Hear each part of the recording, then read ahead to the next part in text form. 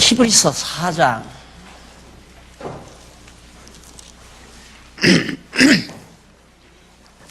교재는 9106페이지 되겠습니다. 한쪽 가로 2번 우월함에 대한 결과.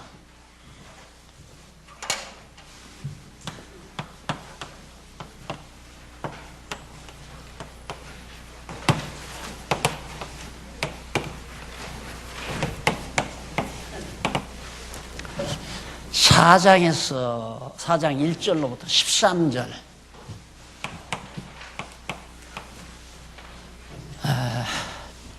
모세보다 예수가 우월하다는 증거를 한쪽 가로 1번에서 우리가 확인을 했죠. 아, 진짜 모세는 하나님의 집에 종으로 일했지만은 예수는 하나님의 아들로서 사역을 했다.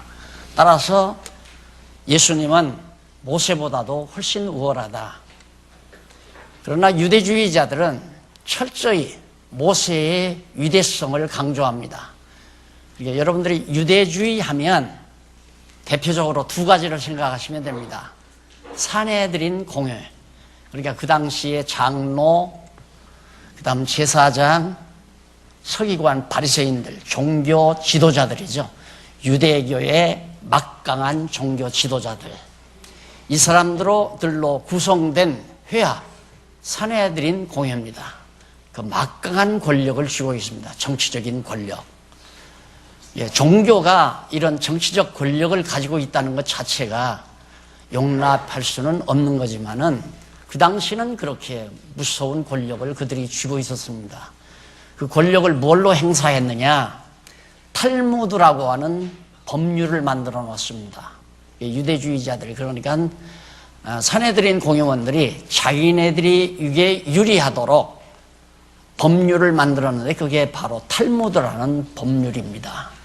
그런 법률을 가지고 순박한 대중들을 갖다가 지배하고 장악하면서 온갖 종교적인 부와 영화를 한 몸에 지닌 그런 세력들이 바로 유대주의다. 이렇게 간단하게 정리하시면 왜 이 유대주의가 결국은 마지막 날에 짐승 권세와 합류하게 되는가를 잘 알게 됩니다. 우리가 이 부분을 공부하는 이유는 요한계시록을 마치고 요한계시록에서 강하게 작용했던 짐승 권세 있죠. 7두식각 짐승 권세. 이 짐승 권세가 어떻게 인류 역사를 통해서 쭉 지금 자라나고 있고 그들이 사역하고 있는가를 확인하기 위해서 우선 히브리서에서부터 정리를 하게 된 겁니다. 근데 히브리서가 유대주의에 대한 배경이거든요. 우리가 유대주의를 경계해야 돼요. 그러니까 우리의 싸움은 물론 우리 내면에도 있지만은 우리 밖으로 종교 집단 세력, 이것이 우리가 싸워야 될 무서운 대적들입니다. 종교가 하나 집단화되어 있죠. 그래서 요즘에 아마 신문을 많이 참고하시겠지만은 종교가 제도화되고 정치화되고 종교가 세력화됐다는 이 자체가 엄청난 부패를 동반하고 있는 겁니다.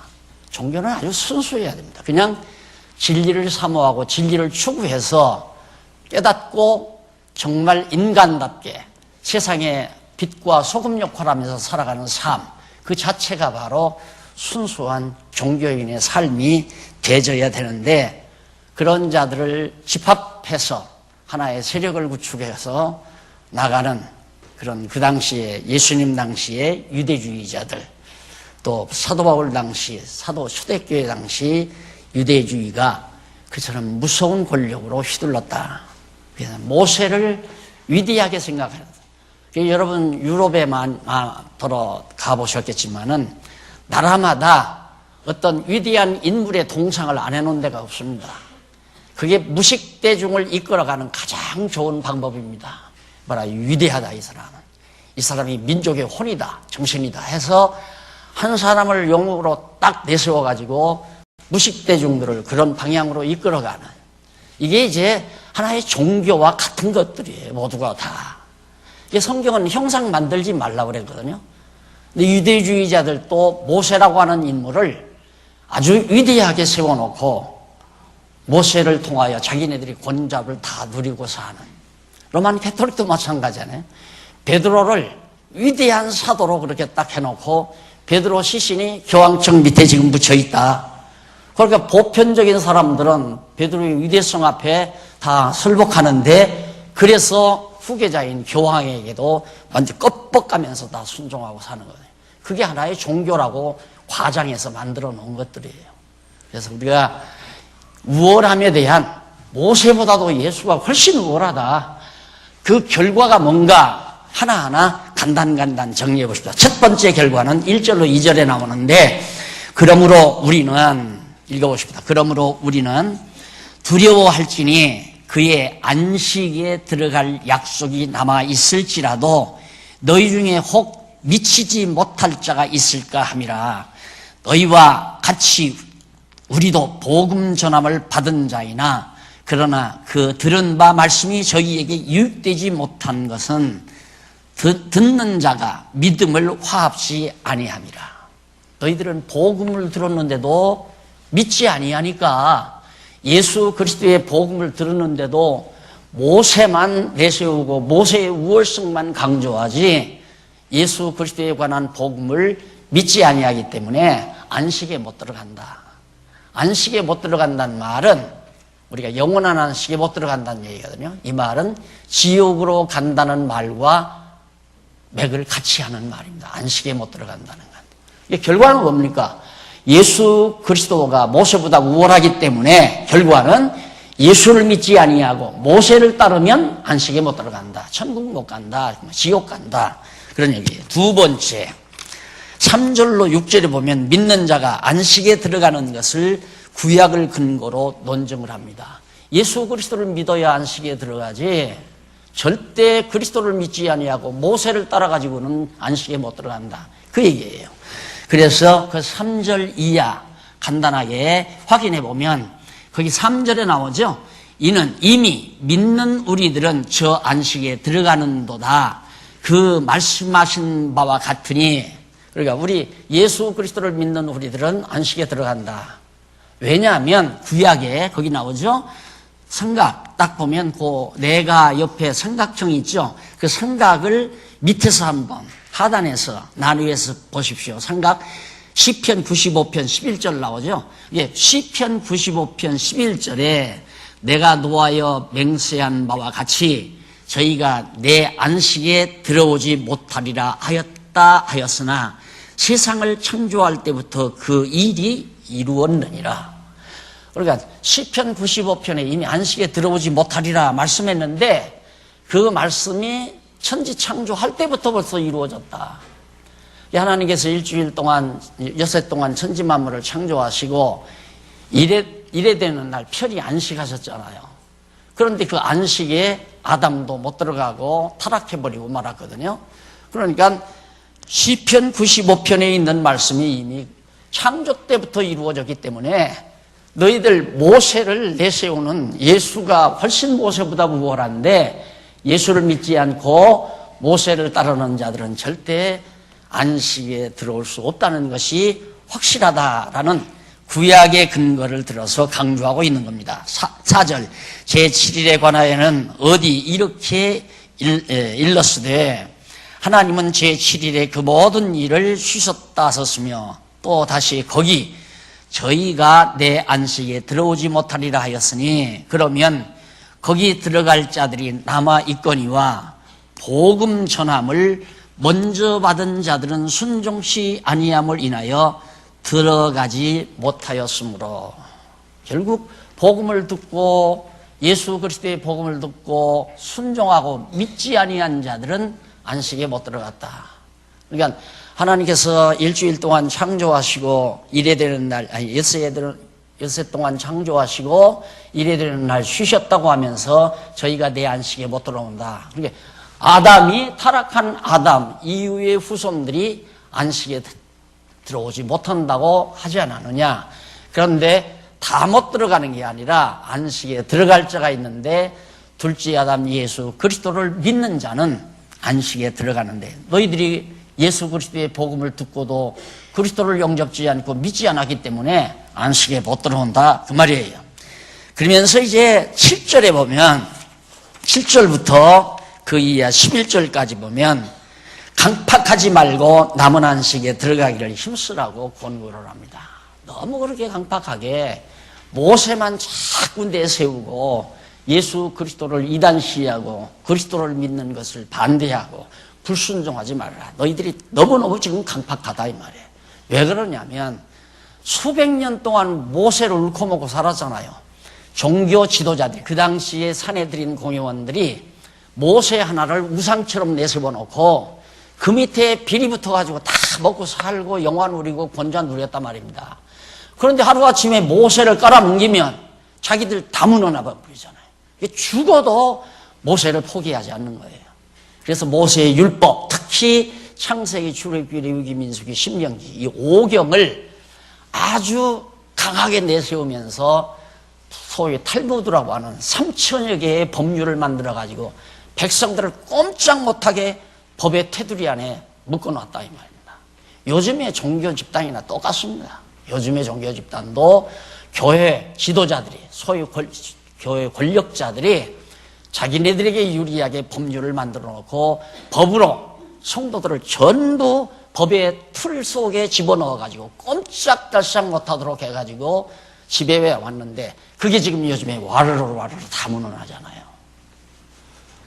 통계적으로 나왔는데 교회가 왜 이렇게 주저하느냐. 교회가 너무 정치적이고 너무 지도자들이 권력이 세다. 그래서 교회를 다 싫어한다. 아니에요. 절대. 요즘은 젊은이들이 얼마나 영악합니까? 누구 지배를 받고 살려고 합니까? 누구 지배받고 살려고 하네. 자기가 깨닫고 자기가 확인이 돼야 자기가 믿기도 하고 순종하기도 하지. 누가 잘났다는 사람이 너 이렇게 해, 이렇게 명령한다고 해서 들을 사람 아무도 없어요. 옛날 순박한 어른들은 그래도 저렇게 주의적이 말씀하는데 우리가 순종하고 따라야 돼. 이게 아직도 남아있지만 그 남아있는 세력이 지금 현재 유지되고 있는 거죠. 그러나 젊은 세대는 그걸로 안 됩니다. 본인이 성경을 분명히 깨닫고 아하, 모세보다 예수가 훨씬 우월하구나. 나는 유대주의를 배격한다. 종교 집단, 권력 집단 배격한다. 모든 종교적인 법률 이거 다 배격한다. 나는 오직 성경만 깨닫고 진리를 깨닫고 예수 그리스도만을 위해서 오직 진리만을 위해서 내가 남은 여생 살고 봉사한다. 이렇게 굳게 자기 스스로가 간직하지 않고는 안 된다 이 말이에요.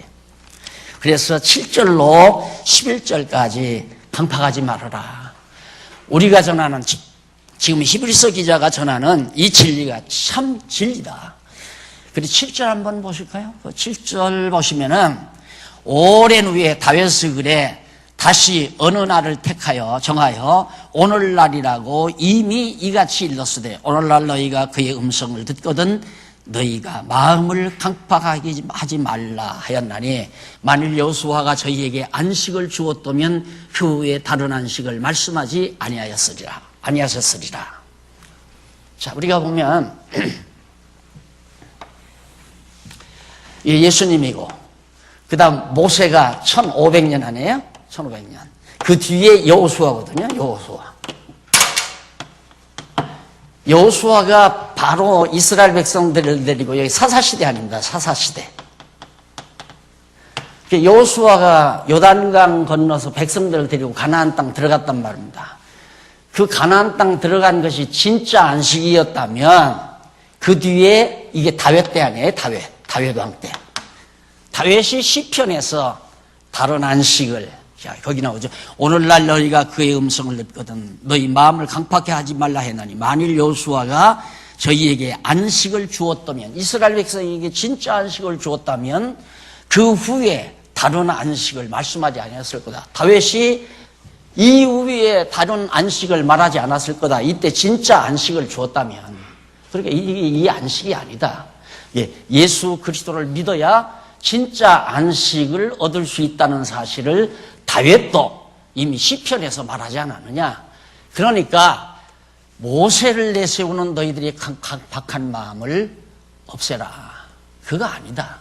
모세를 의지하고는 너희가 절대 안식을 못 얻는다. 모세보다 우월한 예수 그리스도를 의지해야 너희가 안식을 얻는다는 걸 강조한 내용이 마지막 절까지 소개된 겁니다. 자, 그 다음 이제 12절로 13절에 보면 말씀의 능력에 의한 기능과 그에 따른 결과에 대해서 밝혀줍니다. 모세보다도 우월한 예수님이 말씀이 육신이 되어, 이 말씀 아니에요? 말씀. 로고스죠. 이 말씀이 육신이 되어 예수가 이 땅에 오셨다 이 말이에요. 이렇게. 그래서 이 말씀의 능력, 우리가 말씀운동이라고 그랬죠. 그래서 결국 기독교는 뭐냐? 말씀의 능력이 운동하는 종교예요. 사람의 능력으로 되는 게 아니에요. 위대한 사람의 힘으로 교회가 되는 거 아니에요. 하나님, 살아계신 하나님의 말씀의 능력으로 되지는 거예요.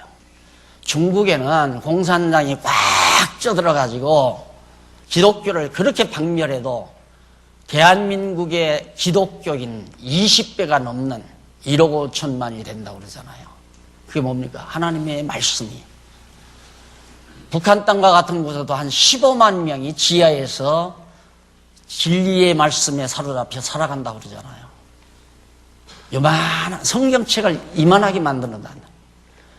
이북 선교하는 사람들이 성경책을 이만하게 아주 작은 글씨로 성경책을 만들어가지고 몰래 감춰가지고 들어가서 전달해주면 그 사람들이 그걸 확대경으로 보면서 카피해서 그래서 서로 나눠가면서 그 말씀의 능력으로 신앙을 이어간다는 얘기예요. 그러니까 어떤 위대한 단체나 어떤 위대한 인간이나 어떤 인간의 계략에 의해서 하나님의 말씀이 세계로 번져간다. 그건 아니에요.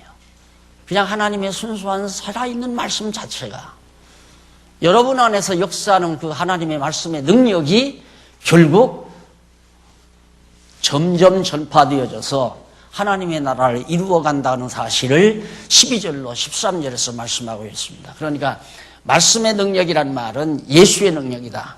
모세의 힘에 의해서 하나님의 나라가 이루어지는 게 아니라 말씀이 육신이 되어 오신 예수 그리스도의 능력으로 바로 이 땅 위에 하나님의 나라가 이루어진다는 사실을 강조하고 있는 겁니다. 12절 한번 보십시다.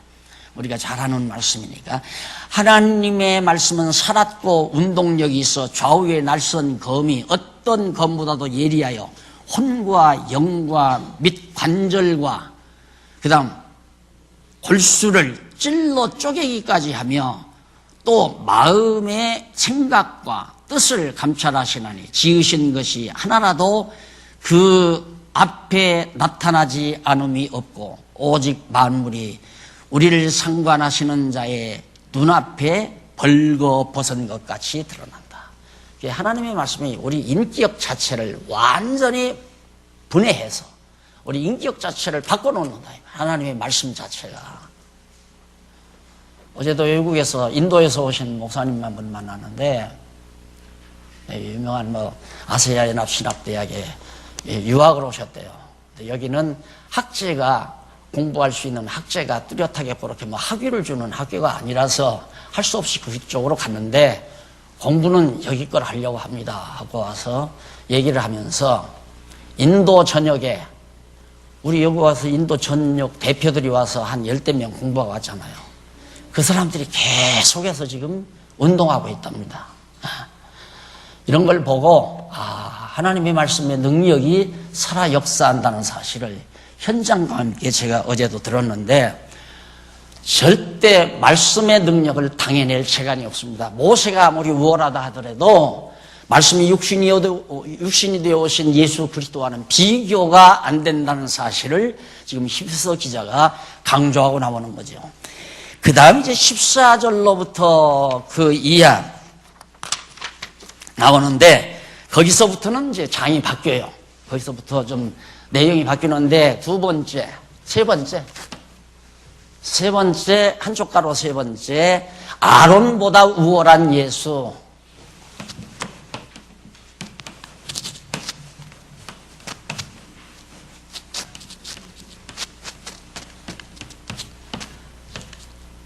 4장 14절로부터 5장 6장까지입니까?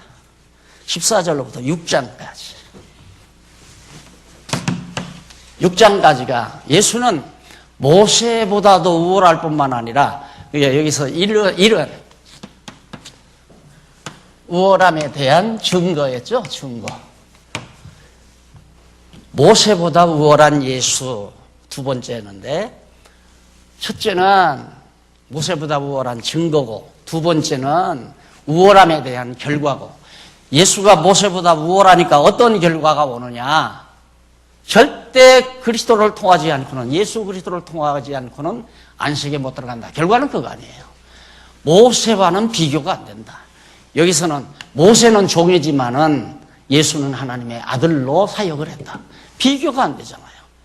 그런데도 유대주의자들, 그 사내들인 공무원들, 모세 하나 앞세워 놓고 그 밑에서 전부 부와 권좌를 다 누리고, 순박한 대중들은 거기에 억눌려 살고, 그들이 만들어 놓은 소위 탈무드라는 법에 꽉 숨통이 맥혀 살 정도로 꼼짝달싹 못하고 지배받으며 사는 그런 주의가 유대주의였어요. 자, 그런데 이제는 모세보다만 우월한 게 아니라 아론보다도 우월하다. 그럼 아론은 누군가? 아론은 모세의 율법에 따라 죄를 입은 자들이, 죄를 정죄함을 받은 자들이 의롭게 될 수 있도록 제사를 드리는 대표적인 대제사장 인물이 아론이에요. 아론이 아니고는 구약시대에 유대인들이 의인이 될 수가 없어요.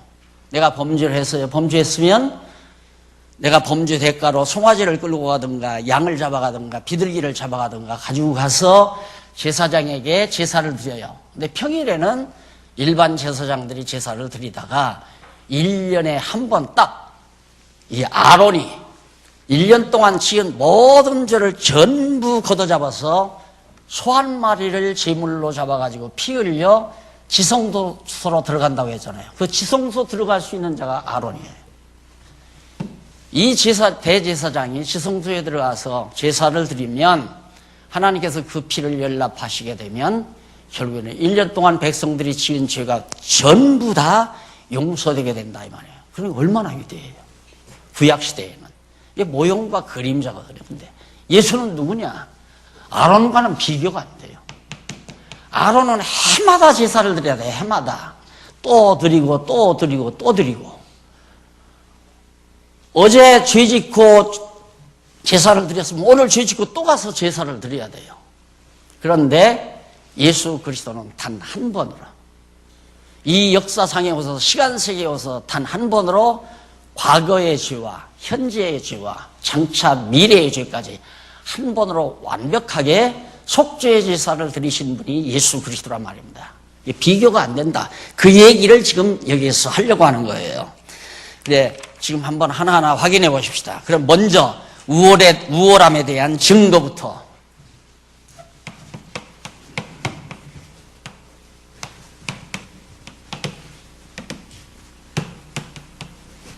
(4장 14절로부터) 그 다음 5장까지.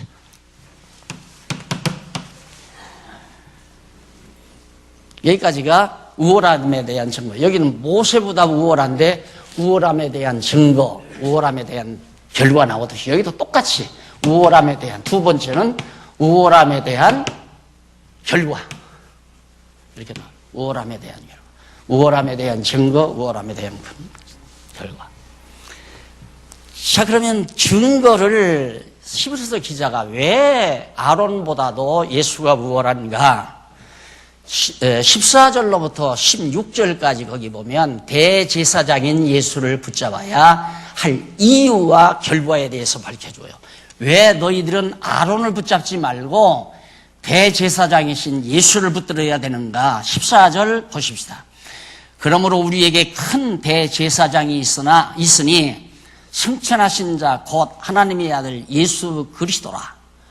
우리가 믿는 도리를 굳게 잡을지어다. 진짜 우리의 믿는 참 진리의 도는 대제사장이신 예수 그리스도다. 아론 의지해가지고는 안 된다. 너희들은 자꾸 제사 지낸다고 성전을 짓고 제사장 세워서 그 짓을 하는데 그거 다 필요 없는 짓이다 이 말이에요. 예수 그리스도를 붙들어야지. 그러면서 우리 15절 우리에게 있는 대제사장은 우리 연약함을 체휼하지 아니하는 자가 아니요. 우리의 연약함, 육신이 다 연약하죠. 그것이 예수님도 그대로 다 육신의 연약함을 다 경험할 수 있고 다 아픔을 겪을 수 있는 그런 몸을 가지고 계시다. 그래서 모든 일에 우리와 한결같이 시험을 받는 자로 돼 죄는 없으십니다. 우리와 똑같은 육신, 연약한 육신을 썼지만은 죄는 없으신 분이다. 예수님이. 왜 죄가 없는가?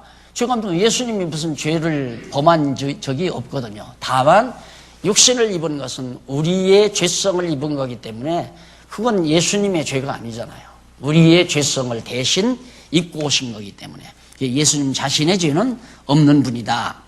그러므로 우리가 긍휼하심을 받고 때를 따라 돕는 은혜를 얻기 위하여 은혜의 보좌 앞에 담대히 나갈 것이니라. 우리는 예수 그리스도 앞으로 영원한 제사장 아론 앞에 나갈 것이 아니라 아론이 제사 드리는 예루살렘 성전으로 나가는 게 아니라 부활 승천하셔서 지금 보좌에 앉아 계신 예수 그리스도 앞으로 우리는 은혜의 보좌 앞으로 나가는 것이다. 아론보다는 비교가 안 된다. 그래서 그 증거를 바로 14장 14절로부터 5절까지 지금 5장까지 내세우는데 14절로 16절에서 그렇게 밝혀주고 있습니다.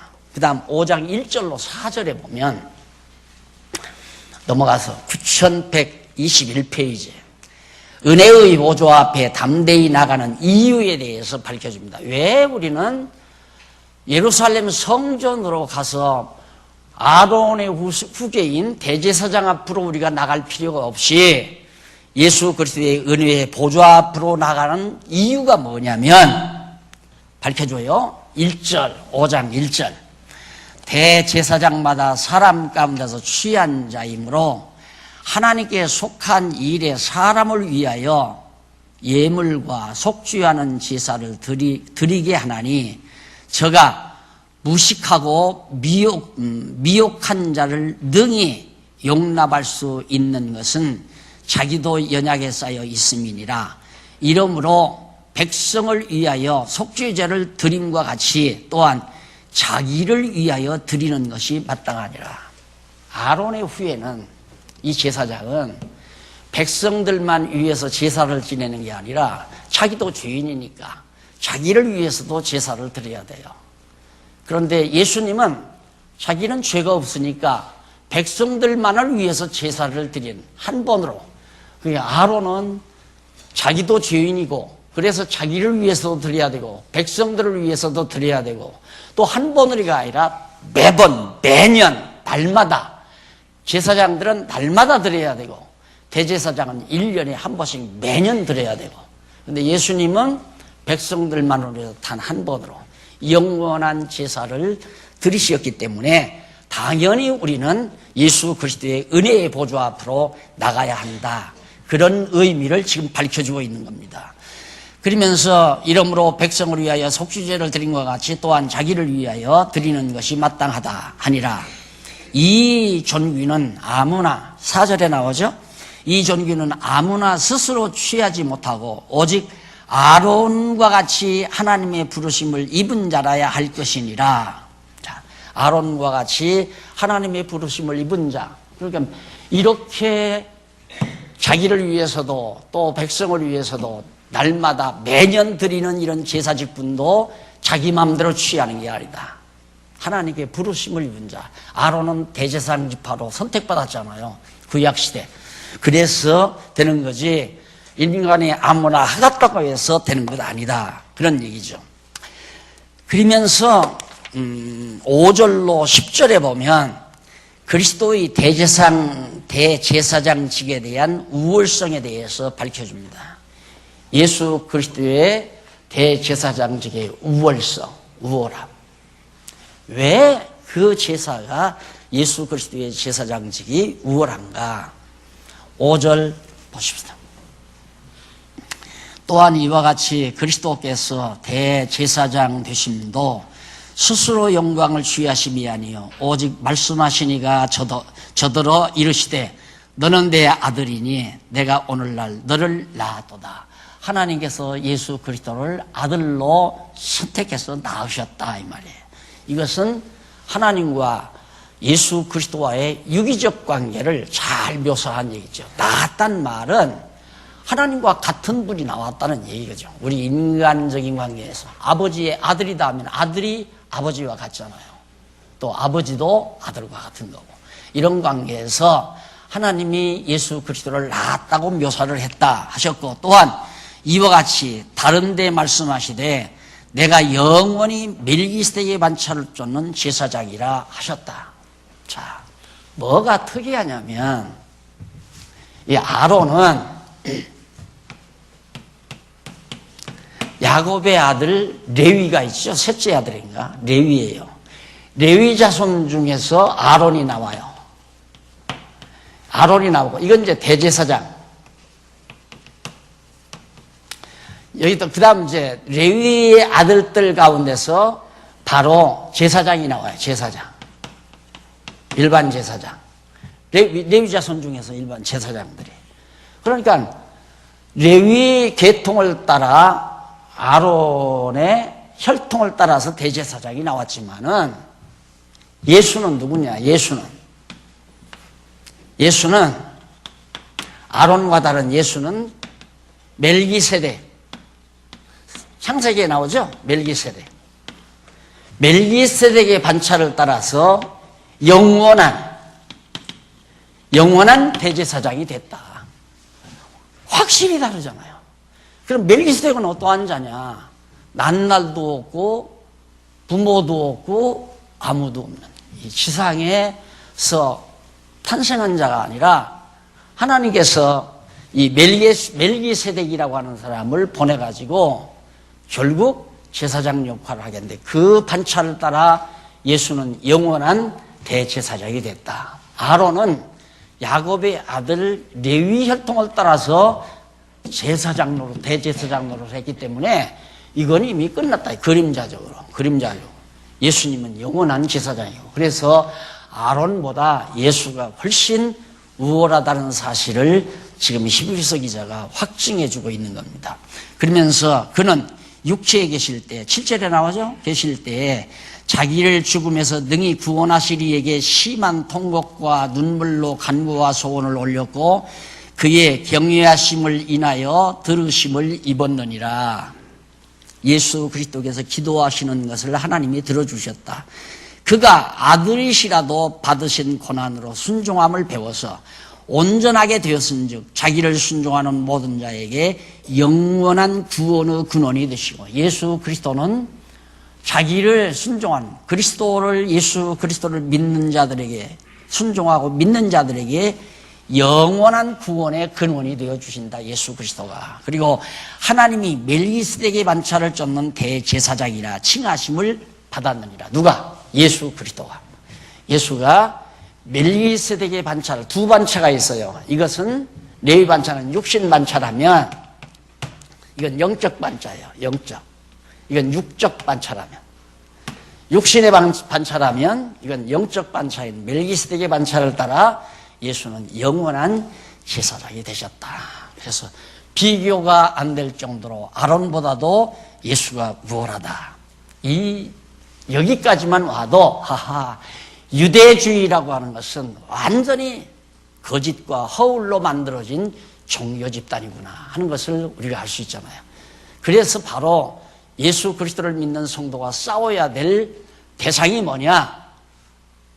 인간적인 세력을 구축해서 정치 집단화한 종교 집단, 유대주의와 같은 종교 집단, 인간으로 세력을 구축하고 법률을 만들어서 3,000개의 법률 조항을 만들어서 순박한 대중들을 종교적으로 완전히 억압하는 그런 세력, 그것이 오늘날에도 있잖아요. 예수님 당시에만, 초대교회 때만 유대주의가 있는 게 아니라 지금도 그런 종교적인 세력이 막강하게 어느 신문 평론가가 그랬어요. 기독교가 언제부턴가 완전히 정치에 관심이 있어가지고 조찬기도회라고 있잖아요. 대통령 모시고 조찬. 그것이 가장 큰 행사예요. 그러니까 누가 대통령 옆에 앉아서 조찬기도회 때 앉아서 예배를 드리느냐. 그가 한국교회의 1인자다. 이렇게 암암리에 그게 공식화되어 버렸어요. 그러니까 완전히 권력의 자리에 함께 앉았다 이거죠. 하나는 정치 권력, 하나는 종교 권력이 나란히 앉았다 했을 때 막 스포트라이트를 받잖아요. 카메라 받아가지고 그런 거 한번 겪어본 사람은 그걸 이만하게 확대해서 당회장실에다 딱 붙여놓고 있어요. 그러면 누구나 거기 한번 딱 들으면 와, 우리 목사님이 한국에서 최고다. 대통령 옆에 앉았구나. 바로 정치 세계라는 바로 그거 아니에요. 누구 옆에 누가 앉느냐. 그전에 나도 신방 다녀보면 어른 권사님들이 목사 앞에 누가 젊은 집사나 누가 앉았다가 난리가 나요. 죽으러 와! 거기 하지 마. 그런 걸 보면서 이야, 정말 이건 종교가 아닌데, 이게 진정한 종교가 아닌데 어떻게 하면 입에 힘을 좀 쫙 빼버리고 성도들도 힘 빠진 모습을 보고 오직 진리만을 관심을 갖게, 성도들이 오직 성경 진리에만 깊은 관심을 갖게 만드는 것이 교회를 교회되게 만드는 가장 중요한 임무다. 벌써 사람이 높은 자리에 앉기 시작하면 인간은 아까도 그랬잖아요. 인간은 끝없이 위대한 사람을 하나 딱 추앙해 놓고 그걸 기회로 해서 모든 순박한 사람들을 다 걷어잡아 세력화하는 거, 그거 정치 소환입니다. 그것들이 모두가 다. 그래서 아까도 말했지만 유럽이라는 나라가 그런 음악이라든가 그림이라든가 신앙이라든가 이런 위대한 인물들의 상을 꼭 도시에 가면 막 한 복판에다가 높이 정치적인 영웅은 말을 타고 탁 하는 그런 이제 동상을 만들어 놓고 종교 지도자는 막 탁 또 이 동양 쪽으로 오면 막 가는 곳마다 불상을 거리거리에다 만들어 놓고 그러잖아요. 그렇게 해서 맘약한 무식대중들, 서민들을 완전히 걷어잡아 종교적인 부와 권좌를 누리는 이런 폐귀한 세대가 바로 현대판 유대주의라고 생각하시면 됩니다. 그래서 우월성에 대한 분명한 내용을 이제 10절까지 밝혀주었고요. 그 다음 11절로부터 14절에 보면 어떤 내용이냐면 멜기세덱에 관하여는 장성한 자들만 안다는 것을 밝혀줍니다. 이 멜기세덱에 관해는 상당히 영적이기 때문에 바울도 그랬잖아요. 영계에 갔다 와서 삼층천간에 갔다 와서 말을 못하잖아요. 딱 말을. 어느 분이 만나기만 하면 그 영원 세계에 대한 얘기를 자꾸 얘기를 해요. 그래서 내가 물었어요. 목사님 그렇게 자꾸 얘기를 하면 그 말이 소통이 됩니까? 다른 사람하고 소통이 됩니까? 그러게 안 된다 이거예요. 그래 뿌리 난다 이거예요. 그런데 가만히 보니까 박 목사님은 얘기를 하면 약간 소통이 되는 것 같아요. 나만 보면 자꾸 얘기를 하는 거예요. 목사님, 그런 얘기를 하려면 그런 얘기가 서로가 소통이 되도록 서로 좀 대화를 많이 나누고 이해를 시켜가지고 대화를 해야지, 목사님 그렇게 하면 남들이 볼 때 잘난 척하고 실력 자랑하는 것처럼 얘기 안 됩니다. 절대 안 됩니다. 지금 목사님 얘기 알아들을 사람 없습니다. 못 알아듣습니다. 바울도 그래서 말하지 않지 않습니까? 여기 히브리서 기자도 그 말이거든요. 멜기세덱에 관해서 어떻게 난 날도 없고 부모도 없고 이런 인간이 어디 있어요? 그게 하늘에서 왔다는 얘기거든요. 천사와 같은 존재라 이 말이에요. 난 날도 없고 난 시간도 부모도 없고. 이 세상에 부모 없는 사람이 어디 있어요? 부모가 있는데 모를 수는 있지만은 부모 없이 이 세상 태어날 수는 없거든요. 근데 멜기세덱은 그런 사람이라 이 말이에요. 그래서 영적이다. 그래 내가 히브리서 기자가 이에 관해서는 내가 더 이상 언급을 하지 않겠다. 예수님도 사실은 마리아가 어머니라고 그러잖아요. 요셉이 아버지고. 그럼 육신이지 진짜 아버지는 하나님이죠. 하나님. 그래서 예수는 이 멜기세덱의 반차를 따라서 바로 대제사장이 되셔가지고 단 한 번으로 이미 제사 끝났어요. 그러니까 지금 제사 지낸다는 개념을 가지는 것은 유대주의와 합류하는 말입니다. 그래서 자꾸 예배란 말을 빼자는 말이에요. 예배란 말이 제사와 통하는 말이거든요. 예배를 드린다 이 말은 제사 드린다는 말로 다 받아들인다 이 말이에요. 그러니까 전통교회가 그거네요. 예배 드린다. 제사 드리니까 제사장 누구냐? 목사가 제사장이고 예배당은 뭐냐? 교회당은 이건 성전이고 성도들이 내는 11조는 뭐냐? 제물이고 이게 제물, 성전, 제사장이 있으면 제사 드리는 거 아니에요. 지금까지 우리 개신교도 제사 드리며 왔다 이거예요. 이게 바로 기독교를 망치는 행위라 이 말이에요. 진짜 기독교는 그냥 성경 공부예요. 성경 공부. 성경 공부에서 알고 나면 나는 하나님께서 무엇 때문에 이 세상에 태어나게 하셨구나. 자기 스스로에게 깨달음이 와요. 그것을 은사로 받아들이는 겁니다. 하나님은 나 죽는 날까지 이 일을 하라고 나를 이 세상에 보내셨구나.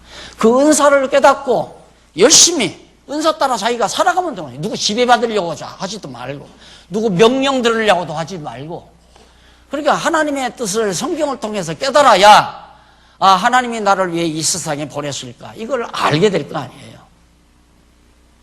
이게 지금 대부분 방법을 목적으로 알고 사니까 사는 의미를 몰라서 방황하는 거예요. 방법을 목적으로 알고 사니까. 은사는 목적이에요. 우리 믿는 성도들은 내가 받은 은사는 생의 목적이에요. 직업은 방법이에요. 돈 버는 방법. 돈 벌어야 먹고 살잖아요.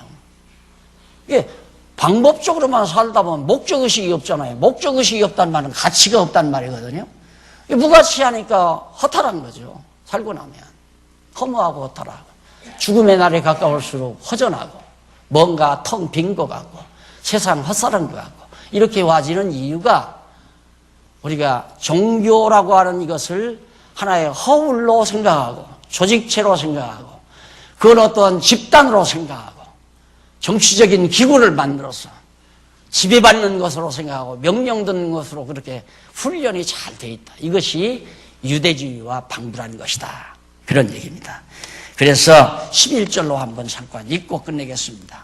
5장 11절에 보면 멜기세덱에 관하여는 우리가 할 말이 많으나 말이 참 많지요. 너희의 듣는 것이 두나무로 아직 여기에 듣는 아주 세련되지 못하므로 해석하기 어려우니라. 말을 알아들어야 해석이 되죠. 때가 오래므로 너희가 마땅히 선생이 될 터인데 너희가 다시 하나님의 말씀의 초보가 무엇인지 누구에게 가르침을 받아야 할 것이니 젖이나 먹고 단단한 식물을 못 먹을 자가 되었도다. 유대인들은 아직도 유치스럽게 아론 제사장에게 가서 제사를 드리고 짐승 잡아서 피 흘려서 죄사하는 제사를 아주 유치한 짓을 한다 이거예요. 그런 사람들에게 어떻게 이 얘기를 하겠냐. 멜기세덱 얘기를 안 된다 이거예요. 너희들도 언젠가는 이제 예수 그리스도를 믿고 깨닫게 되면 멜기세덱에 관하여 알 수 있게 될 거다. 멜기세덱은 영원한 대제사장 반열이에요. 하나님 나라에서 영원히 우리는 영원한 제사를 드려야 하잖아요. 예수 그리스도께서 드리는 제사는 영원한 제사이기 때문에 끝나지를 않아요. 그게 우리가 하며 사는 생활이란 말이에요. 천국 가서 우리는 뭐 하는가? 예수 그리스도께서 드리는 영원한 제사에 동참하며 사는 거죠. 즉 하나님께 모든 영광과 찬양을 돌리고 모든 정성을 다 하나님께 드리면서 마음의 평강과 기쁨을 얻고 사는 것이 영원한 하나님 나라의 영원한 제사 생활인 것입니다. 우리가 이 땅 위에서 형식적인 제사를 드린다고 생각하는 건 유대주의에 빠져드는 것이다. 그래서 대제사 거기 13절에 대저 젖을 먹는 자마다 어린 아이니 의의 말씀을 경험하지 못한 자요. 의의 말씀은 예수 그리스도의 복음의 말씀을 말합니다. 단단한 식물을 식물은 장성한 자의 것이니 저희는 지각을 사용함으로, 단단한 식물, 성숙한 성도들은 이 지각을 사용해서 말씀을 들어야 된다. 지각이 납득되지 아니하는 말을 자꾸 믿어질 수가 없는 거죠. 지각을 사용해서 함으로 연단을 받아 선악을 분별하는 자들이냐. 선과 악이란 하나님이 좋아하시는 것과 기뻐하시는 것을, 싫어하시는 것을 분별할 수 있는 것. 어느 것은 하나님이 좋아하시고 어느 것은 하나님이 기뻐하신다. 우리가 여기서 딱 인간이 제사장이 돼서, 목사가 제사장이 돼서 이걸 성전으로 삼아 제사를 드린다면 이거 하나님은 싫어하는 거죠. 만약에 그렇다면 예수님이 이 앞에 나타났다 그러면 이거 다 헐어버려라. 이거 헐어버려라. 내가 3일 만에 짓겠다. 진짜 성전을 짓겠다고 한 거거든요. 제가 이거 지을 때 제가 남긴 얘기가 있죠. 진짜 예배당 짓겠다, 교회당 짓겠다고 성전 헐리면 안 된다. 이 말을 남겼어요. 아마 기억날 거예요. 우리는 교회당 짓겠다고 성전을 헐면 안 된다. 성전이란 예수 그리스도를 중심으로 해서 우리가 다 연합되어 있는, 한 마음 한 뜻되어 있는 성도들인데, 이거 건물 짓겠다고 마음이 갈리고 생각이 갈리고 주장이 갈리고 이거 성전 헐어져 버리는 거죠. 이거 짓겠다고. 그러니까 이것을 보존하는 게 중요하냐, 성전, 진짜 그리스도를 중심으로 세워진 성전을 보존하는 것이 중요하냐. 두말할 것 없이 부자죠. 성전 보존해야죠. 건물 보존하는 게 중요한 게 아니라 성전을 보존해야 한다 이 말입니다.